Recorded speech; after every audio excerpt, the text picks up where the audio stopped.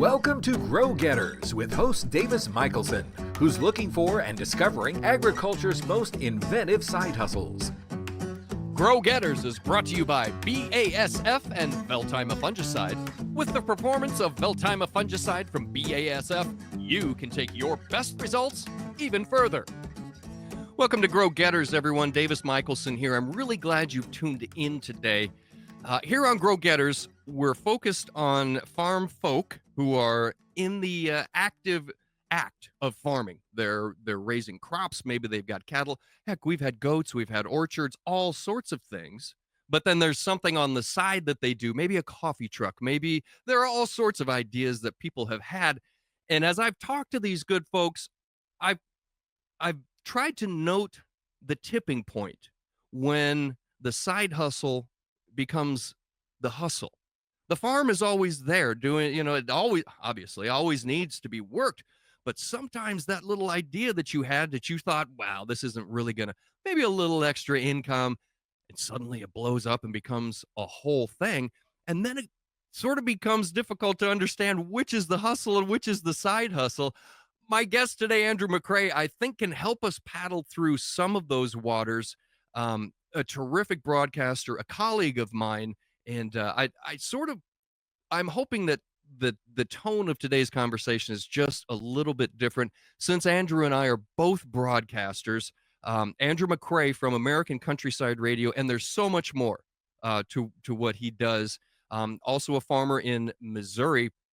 Let's talk about American Countryside really quick. From the website American Countryside, a daily dose of what makes America great, hosted by Missouri farmer and rancher Andrew McCrae. This broadcast is a quick, compelling 3-minute radio feature heard on a national network of local radio affiliates. You can talk about, they include tips, insights on how listeners can make their farms, businesses, and communities more productive and successful. I think that's what we're all looking for here. A quick quote: the American Countryside, quote, is truly a slice of Americana. It might be a well-known music or TV star or just someone with an interesting story that lives down the street. From Iditarod sled mushers to NASA scientists, from the rooster crowing championships to NFL greats, the American Countryside is sure to be of interest. Can confirm. Without further ado, let me bring in Andrew McCrae, the host of American Countryside Radio and a guy who does so much more. Andrew, thanks for being here with us on Go-Getters today. How's everything? Hey, good to be with you, Davis. Okay. Now there are several layers to the onion that is Andrew McCrae. Let's begin with that first layer, American Countryside Radio. Actually, you know what? Before we do that, let's establish your farm cred. What I like to do before we I got ahead of myself already. I'm so excited. Farm cred. Talk to me about your farming operation, your conventional. Earlier on, I introduced you as a farmer and a rancher. Talk to us about what goes on at Rancho McCrae. Yeah, so 1910s where we trace the farm back to Northwest Missouri. So I'm 5th generation, kids are 6th generation. Wow. About 4,500 acres here, corn, soybeans, and then cattle. Cattle have always been important to us, but we do not have cows. So we are a stocker operation, which is a bit unusual in this part of Missouri because Missouri is more known for cow-calf. But that is what I do yet today. Although, as you mentioned, the broadcast side over time grew into its kind of own thing, and then do a lot of speaking and traveling as a result of that. So many different hats, a lot of different days. For sure. You're a horseman, right? You've got horses there on the farm? Oh, yeah. Just on horseback yesterday, rounding up cattle. So we still use horses to gather cattle. But it's not like the West, where we have miles and miles to ride. But it's still cool. We're riding to round up cattle. Hey, you don't have to have miles and miles to go to enjoy a ride, Andrew. I've found that out the easy way, I tell you. Yeah. Well, now, did you grow up on a farm? Oh, yeah. So in fact, I'm sitting here right now. I can look out my windows here and I look right into the cattle pastures here. So nice. Very rural Northwest Missouri. So my county has 6,000 people, no stoplights. Oh. It's 30 minutes at least to get to a town of 10,000. So it's very rural where I'm at. Mm-hmm, mm-hmm. It sounds quiet. It sounds actually perfect. I love it. Okay, now we've established farm cred. Thank you very much. I've gathered myself. Talk to me about American Countryside Radio. Which came first, the farming or the broadcasting? You were raised on the farm. So talk to us about that. Well, I was definitely grew up on the farm, but I guess I had this interest in radio growing up, and I always thought it was cool to hear voices on the radio. So took an internship way back in the '90s, mid '90s at Brownfield Network. Then I had a chance to go there and just work part time, which was great for me because I didn't want to be off the farm. I'd even talked to my dad about I wasn't even going to go, and he said, "Well, why don't you work there some of the winter?" And that turned out great. And so I've been there for a while, and then came up with this idea about American countryside because I was still traveling and still do. I travel more today than I did even back then. But I had been in FFA and was actually a national FFA officer once upon a time. So I traveled quite a bit to speak, and then was still continuing to speak and work with different groups. So I came up with this idea of, hey, what if I interviewed some of these people while I'm traveling?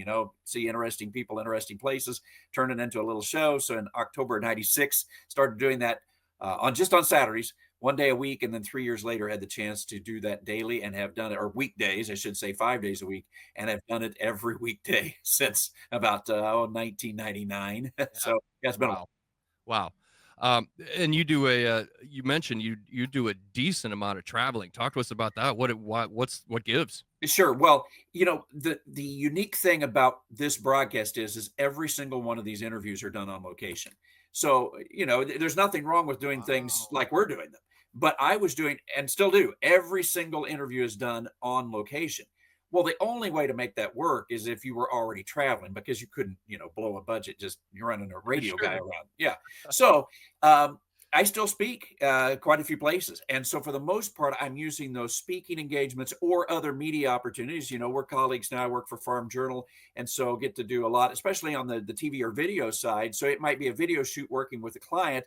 Earlier this month, I was in California for one of those video shoots. Well, I can tack on a day before or after, and I can get more radio and video content because now American Countryside on Farm Journal also has a video or TV component to it. Mhm. So that's how it works. So I'm always looking to tack a day on here or there. It's extremely rare I just set out on a trip Yeah. to just go get stuff. I need something else to get me there in a sense. And so that's what I've done over time.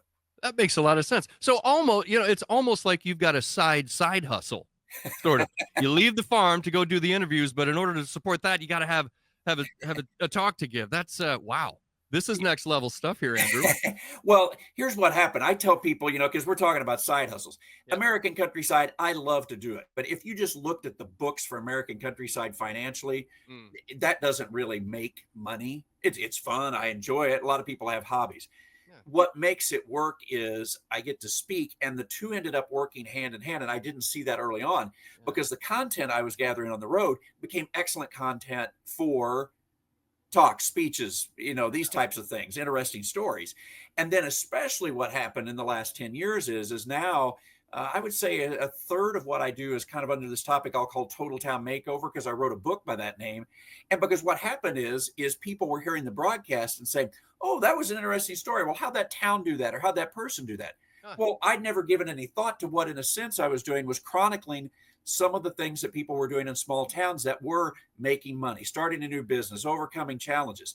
Yeah. So that became a whole thing as well. So the broadcast in itself, probably financially, doesn't isolated Mhm. make money, Mhm. but the content it generates helps me in these other side hustles, if you want to call them that, the Yeah. speaking and training and writing and so forth. So it's Yeah. become invaluable that way. Yeah.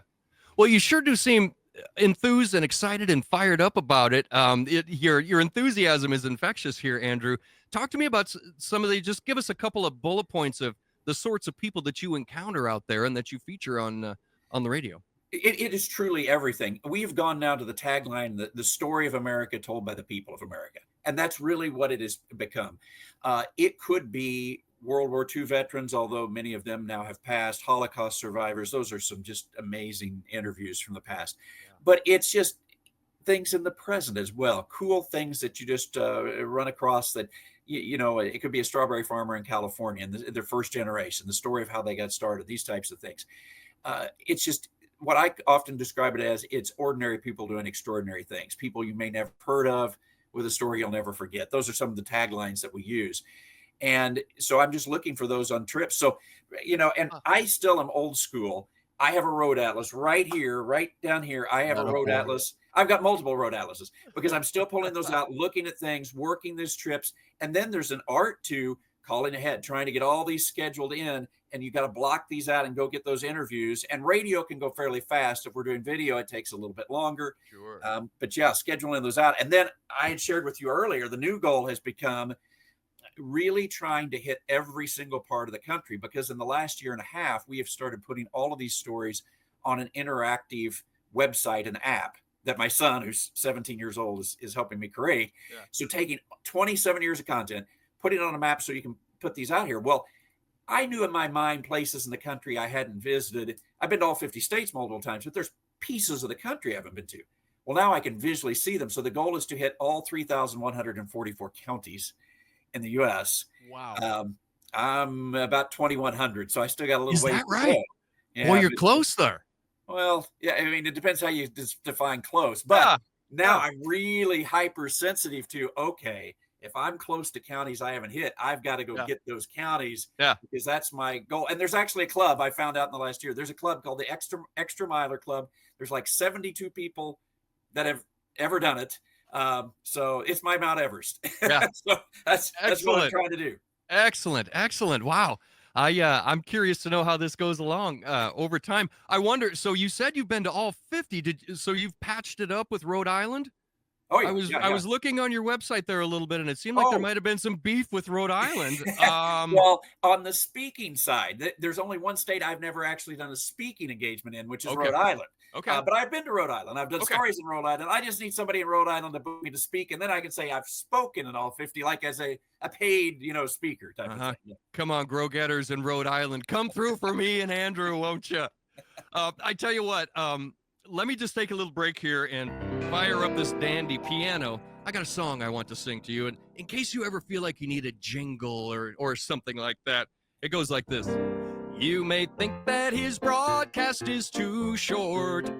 He may seem to leave you wanting more. But I can assure, with wisdom secure, old Andrew will bring you something good to think about. Andrew will broadcast tomorrow, and then on the following day, he's telling the tales we all gather round to listen, to learn about America or farming or the world. If you're thinking you've heard everything now, just listen to Andrew McCrea. He's gonna broadcast for farming and country, for farming and country, for farming and country, for farming and country. Amen. Very good. A little song for you there about American Countryside Radio. Did I see you're an Oscar winner?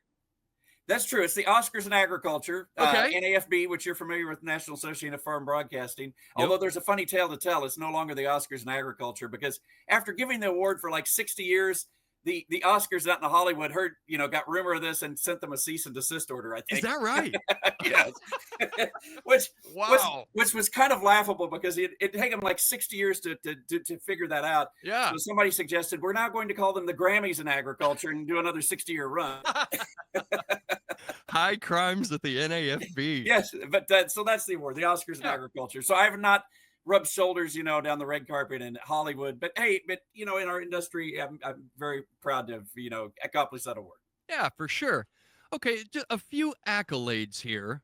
The chairman of the Heartland Foundation, a leadership foundation empowering youth and adults in Missouri, Kansas, Nebraska, and Iowa. Is that still a part of your resume there? You fit that in somewhere? Well, yeah, past chairman now. So time's passed, but so that is associated with Heartland Hospital, now Mosaic Hospital in St. Joe. So very forward-thinking group that the foundation, while it was a hospital foundation, wasn't really focused on raising money for the hospital. It was about what can we do in rural communities to help build them up and empower youth to find a reason they may want to come back. And I think that's very important to me. With my own kids, I want them to at least know they have the opportunity to come back and that they could succeed if they wanted to, whether that's now or in the future. And I think that's really important. The test isn't so much that if your kids and grandkids do come back to a farm or rural community, I'm a person of faith and God has a plan for you. And if that path isn't back to the farm or community, well, you're living God's will. You're doing what you should be doing. Right. But each one of us, I think, has a goal to create a place where a kid would or could want to come back to. And so that foundation is part of that. But really what I do with Total Town Makeover, and I hope with some of these stories and a lot of the talks that I give, help people create places where kids could or would want to come back to. Mm-hmm. We will be right back after a word from our sponsor. Veltima fungicide out-yields the competition by an average of 7 bushels per acre. But you've never been average. The only competition that really matters is you versus you. And with the performance of Veltima fungicide from BASF, you can take your best results even further. Beat your own record. Get every bushel you deserve. And make this your best season yet with Veltima fungicide from BASF. Always read and follow label directions. That's really good. You're also a certified lay pastor. Tell us what a lay pastor is. What does a lay pastor do? Well, again, this is just kind of an outgrowth of speaking. So spoke a lot of churches growing up and even today, although now I don't get the chance to quite as much. But that actually was through the United Methodist Church had a program. Okay. Boy, that's probably been 20 years ago where you could be certified. And so you went through classes just to help you speak. And basically what it is to fill in.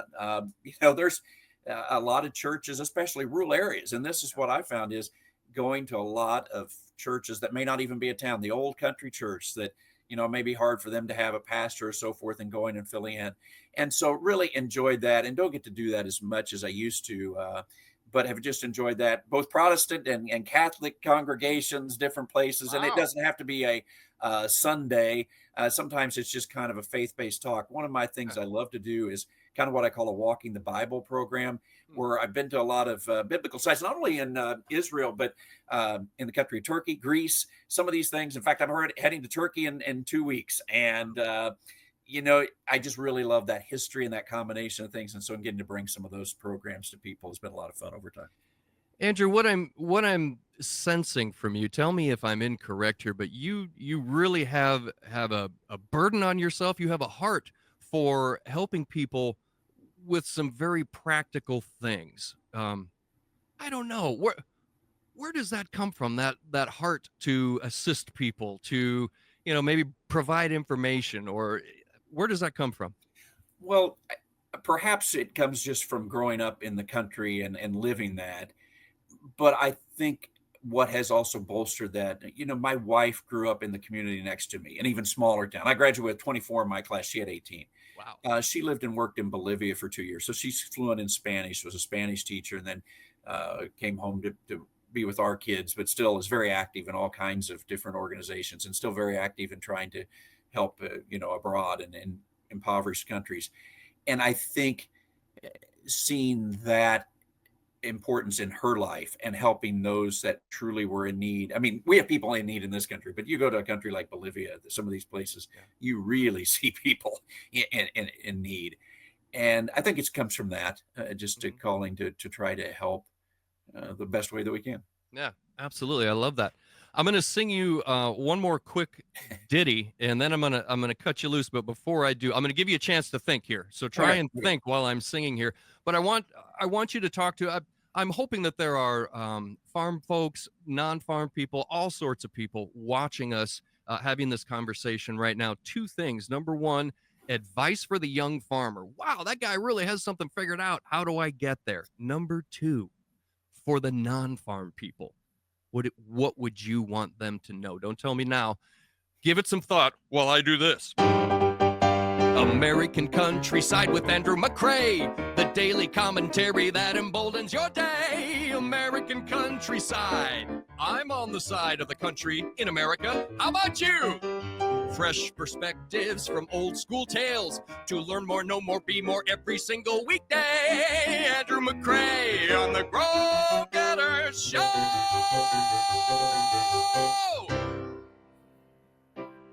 And ode to Andrew McCrae and American Countryside Radio. All right.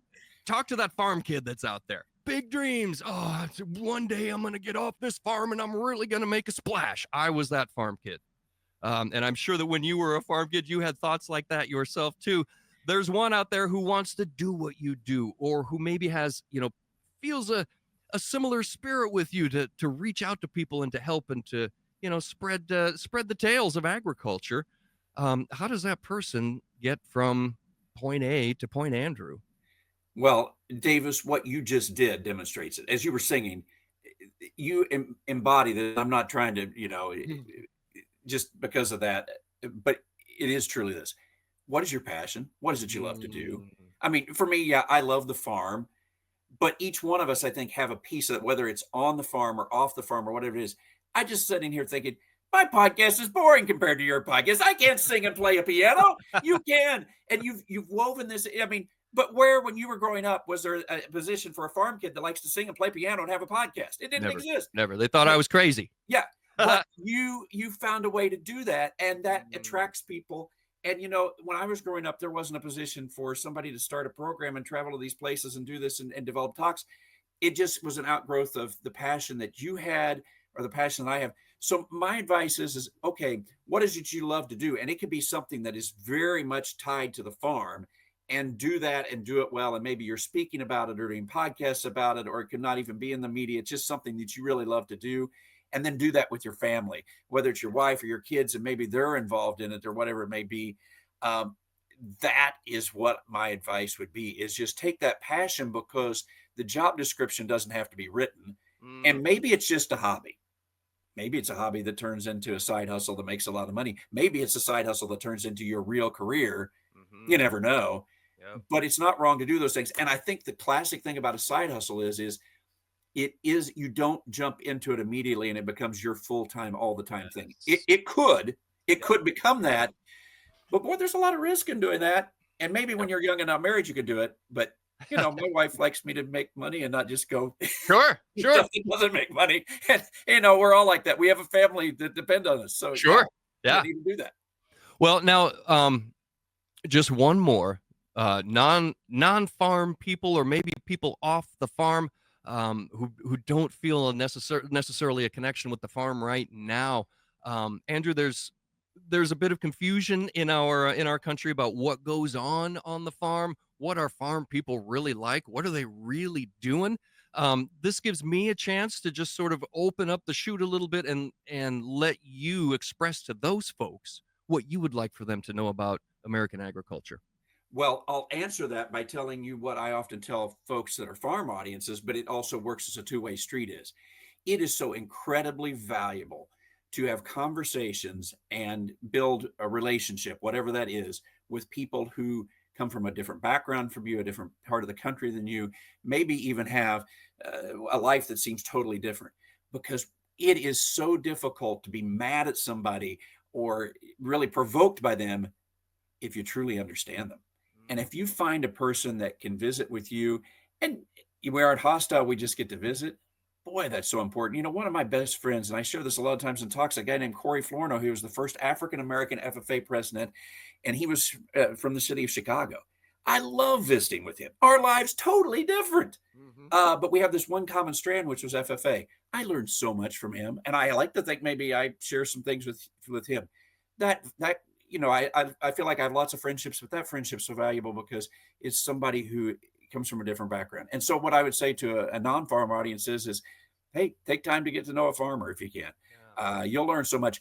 But you know what? It's going to help the farmer learn so much too. And we need to do that. In agriculture, we need to do that, because it's pretty tempting for us to say, well, I know what I'm doing. Let me alone. I'm going to farm, and don't tell me how to do it. Yeah, I agree. But a lot of consumers out there, and you need to understand them. And we can grow so much. That's what I love about American Countryside. In a sense, I'm just visiting with folks. Yeah. You're just visiting. But when you visit, you learn a lot. Yeah. Well, Andrew, it's been really great getting to know you. We've sat down before, but we've never really talked like this. I really appreciate your enthusiasm. A couple of really great messages there. And hey, Rhode Island people, I'm going to look right into the camera right now. I'm just saying, okay, he's going to need a speech and somebody to interview out doing something interesting or Americana-ish in Rhode Island. How do we find more Andrew McCrae? Where's the best place to reach you? Sure. Well, a few different websites, andrewmccrea.com, and the McCrea's MCCREA. So a little different spelling, but andrewmccrea.com, that's kind of the speaking site. Then americancountryside.com is kind of the radio site. And if you want to see the new interactive app, my son is working on it. It's just app.americancountryside.com. I think it's kind of cool because now you can click around and listen to the stories. And some of them are full length. You know, on the radio, you only get 3 minutes. But I always felt like, man, there's some really good interviews. I wish we could play the whole thing. Well, hey, now we can. So you get to hear the person who was in the Civil Rights March in Selma, Alabama, the guy that was on the Enola Gay when it dropped the first atomic weapon, you know, just some amazing pieces of history or just some fun things from current day life. And so those are all on there as well. Yeah, those are probably the two best places to reach me out there, among other social media handles and all that. But those are the two websites. Sure. Andrew McCrae, it's been terrific talking with you today. Thank you so much. I've taken up far too much of your time today. But Andrew McCrae, thanks for being on Growgetters today with us. We really appreciate you, man. Hey, thank you. Production support provided by Zach Zingula. So for Farm Journal Studios, I'm your pal, Davis Michaelsen for Growgetters. Don't forget to like and subscribe. And hey, let's get out there and grow get 'em, everybody. Growgetters is a production of Farm Journal Studios, where no one grows alone.